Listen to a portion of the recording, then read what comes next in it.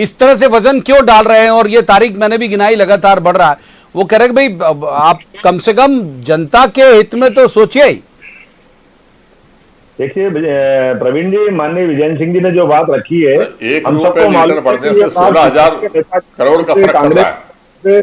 वर्तमान में कांग्रेस सत्ता से दूर है तो उनको अपनी बात कहने का हक है, और वो कह रहा है, इसमें कोई शंका नहीं। ये बात भी सत्य है कि रेट बढ़ा है, लेकिन रेट बढ़ा है तो बढ़े हुए रेट का सरकार सदुपयोग क्या कर रही, सरकार किस प्रकार से काम कर रही है, अगर वो विकास के मामले में आगे ले जा रही है, और उसके उल्टे जिस ढंग से सरकार ने अपनी नीयत और नीति बता करके पूरे देश का दोबारा एक जनादेश देकर के पूरे देश में दोबारा सरकार बना करके सरकार के माध्यम से जो जनता का स्वाभिमान जगाया, देश को जो उन्नति प्रगति की राह दिखाई, जो आत्मनिर्भरता का जो मंत्र दिया है, इसके कारण से सरकार अगर आय के साधन ढूंढती है और उसमें थोड़ी असुविधा होती है तो जनता का कहीं कोई विरोध नहीं है।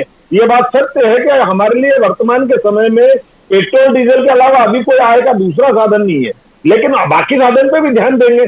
आने वाले समय में वैकल्पिक ऊर्जा के माध्यम से, आपकी जानकारी के लिए बता दें कि आने वाले 5 साल बाद वर्तमान में डीजल पेट्रोल की जो खपत आम समाज में होती है, उसके बजाय इसमें इलेक्ट्रॉनिक व्हीकल के मामले में प्रोत्साहन दे रही सरकार। ये कभी नहीं हुआ था पहले। हम वैकल्पिक ऊर्जा पे जा रहे हैं, लगातार प्रयास कर रहे हैं, लेकिन ये बात भी सही है कि वर्तमान के दौर में जो जिस ढंग का माहौल बना है, हमारी अपनी व्यवस्थाओं के आधार पर जो आय के स्रोत है, उन आय के स्रोत पे ही जाना पड़ेगा। और जो जितनी बातें कही दी गई है, गरीब आदमी पता नहीं कितनी प्रकार की बातें कही है, सारी बातों को देश को 60-65 साल तक सही न दिशा देने के कारण से वर्तमान की व्यवस्था बनी है। अगर आजादी के समय से इन व्यवस्थाओं पर ध्यान देते तो कांग्रेस अपने इस देश की वर्तमान हालत में काफी बदलाव ला सकती थी, लेकिन आजादी का पेट्रोल आज का, हम तो इधर 8 तारीख 6 जून से लेके अब तक का हिसाब मांग रहे थे आपसे मोहन जी। आप बताइए, वैकल्पिक ऊर्जा के मामले में, बिजली के मामले में पहली बार मध्य प्रदेश आत्मनिर्भर बना है, वो शिवराज सिंह जी चौहान की सरकार है, जो विंड एनर्जी, वाटर एनर्जी, इस पे काम कर रही है। इससे पहले सरकारों ने क्यों नहीं किया? अपने देश के अंदर देखो, देश के बाहर देखो, हमारे तमाम जलाशय खाली पड़े थे। ये नर्मदा की पूरी बात आपकी अधिकतम बात मैंने ले ली। मोहन जी, वक्त है हमारे पास। एक बार विजय जी कुछ कहना चाह रहे हैं, फिर पटरेल साहब का रुख करेंगे।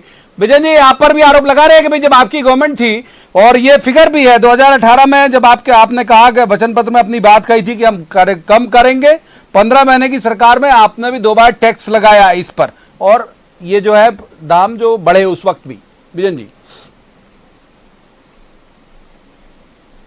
देखिए, 1 रुपए अगर बढ़ रहा है तो 16,000 करोड़ रुपए केंद्र सरकार को मिल रहा है। अब आप अंदाज लगाइए कि 10 रुपए बढ़ने का क्या मतलब होता है, इसको आप समझिए। ये जो बातें कर रहे थे हमारे भाई, मैं पूछना चाहता हूं, किसानों की बड़ी चिंता थी आपको, आपने उनका पूरा गेहूं नहीं खरीदा। आपने कहा था 2100 रुपए में हम अगर मिट्टी भी होगी तो भी खरीदेंगे, आपने 1900 रुपए में खरीदा, वो भी आम आदमी का नहीं खरीद पाया, बिचौलियों ने जो है अपना फायदा उठाया। उसके बाद जो है गेहूं आपने जानबूझ कर सड़ाया, और षड्यंत्र के तहत सड़ाया। मैं कहता हूं जांच होनी चाहिए, क्योंकि शराब के जो माफिया है वो उस गेहूं को सस्ते में मिली भगत से आपसे खरीदेगा। आपने जो है आप गैस सिलेंडर के ऊपर रेट बढ़ाने की तैयारी कर रहे हो, और सबसे महंगा पेट्रोल आप मध्य प्रदेश में बेच रहे हो। मैं आपसे कहता हूं, बिजली के बिल की इन्होंने बात की, आज 10 गुने बिल आ रहे हैं। जो 100 रुपए में 100 यूनिट बिजली का देने का हम काम कर रहे थे, इनके 10 गुने बिल आ रहे हैं, और ये घड़ियालू आंसू बहाने का काम कर रहे हैं। मैं आपके माध्यम से कहना चाहता हूं कि मध्य प्रदेश में शिवराज सिंह चौहान जी को अब कोई अधिकार नहीं रह गया, विश्वास खो दिया अनैतिक तरीके से सरकार गिराने के बाद। लोग आपसे क्षुब्ध हैं, आपको इस्तीफा देकर घर बैठ जाना चाहिए, या फिर आपको पूरा रेट घटाना चाहिए और 10 रुपए कोरोना के नाम पे अलग से छूट देना चाहिए। तब हम आपको मानेंगे कि आप जो है वास्तव में जनता के प्रति गंभीर हैं, और अपने खुद के खर्च कम करिए। आप जो तामझाम में जरा कमी करेंगे डीजल पेट्रोल के बढ़ाने के बजाय, तो ये तामझाम में कमी करिए। तीसरे मेहमान के पास बहुत देर से नहीं किया, माफ कीजिए विजय जी। शिवनाथ पटेरिया वरिष्ठ पत्रकार हमारे साथ मौजूद हैं। पटेरिया जी का रुख करूंगा। पटेरिया जी, आपने दोनों के आरोप प्रत्यारोप सुने, दोनों वरिष्ठ नेता भी हैं, कांग्रेस भाजपा दोनों के। मैं केवल ये जानना चाह रहा हूं कि ये बहस तो यहां चलती रहेगी स्टूडियो में जो चल रही है, जो आम आदमी के साथ उसी क्रम में भोपाल का एक फिगर, और आप मुझसे वरिष्ठ हैं, आपको बहुत बेहतर पता होगा कि भाई 8 लाख लीटर जो है पेट्रोल और 11 लाख लीटर डीजल अकेले भोपाल में खपत हो जाता है। तो ऑटो वाला भी होगा, सब्जी का जो ऑटो है वो भी होगा, उस क्रम में वो दाम भी बढ़ाएगा, तो पब्लिक के लिए तो मुश्किल बढ़ती जाएगी। पटेल साहब। प्रवीण जी, वास्तव में आम आदमी के लिए बहुत मुसीबत आने वाली है। दरअसल जो बड़े राजनेता हैं, विधायक हैं, सांसद हैं, मंत्री हैं, ब्यूरोक्रेट्स, उनको कोई फर्क नहीं पड़ता पड़ता है, वो जबानी जुमा खर्च कर सकते हैं, दुख भी जता सकते हैं, चिंता भी कर सकते हैं। लेकिन जब जब उनकी सरकारें होती हैं तो ये डीजल पेट्रोल का टैक्स करने की कोई बात नहीं करता है।